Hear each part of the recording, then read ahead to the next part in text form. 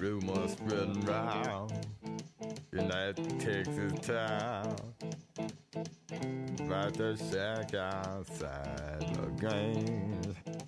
And you know what I'm talking about. Just let me know if you wanna go.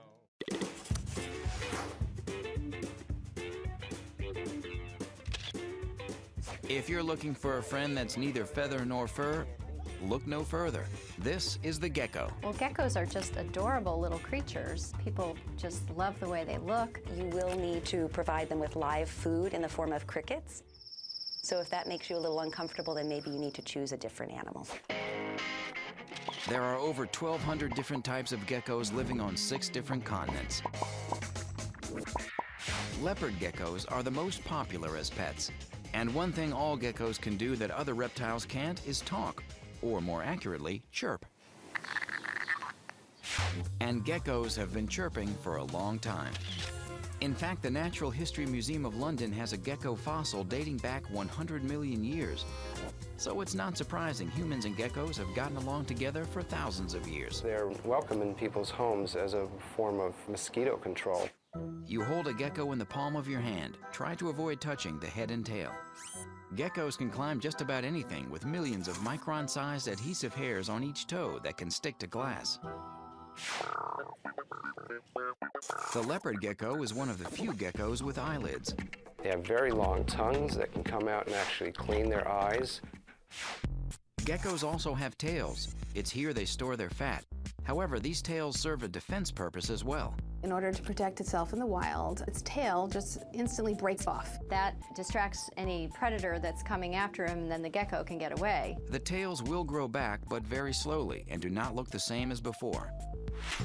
And one gecko has been coming into our homes since the year 1999. Gecko, actually. The gecko is a day gecko, which means that he likely has relatives who come from Madagascar and the surrounding islands. This high-profile pitchman might be what's driving the gains in gecko popularity in the pet world. So, think you can handle a gecko? These pets require a lot of very special care. First, they're ectothermic, which means they adjust their body temperature to their environment.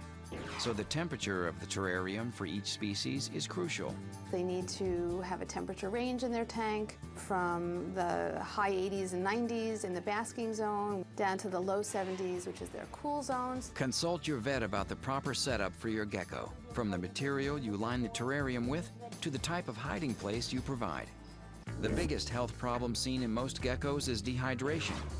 However, there are certain diseases to look out for. They can have bacterial infections, they can have infections with parasites, so it's good to make sure that they get checked out by their veterinarian. And because reptiles can carry bacteria like salmonella, always wash your hands after handling them. Geckos are insectivores, or insect eaters. That means you have to provide them with live food, like mealworms, crickets, and waxworms. But again, how much you feed your gecko depends on the type. If you don't feed your gecko the right amount of protein, they're going to have a lot of health problems. Geckos are not for the faint of heart or small children who might play too roughly with them. Leopard geckos can live 16 years, so you must really be sure this is the pet for you before you commit. But with the right care, a gecko can make a really cool pet.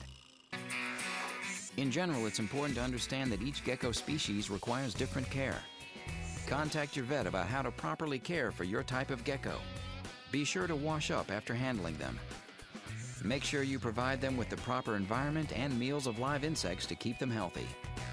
Geckos can live long lives. They are not good pets for children under 5, pregnant women, the elderly, or people with compromised immune systems.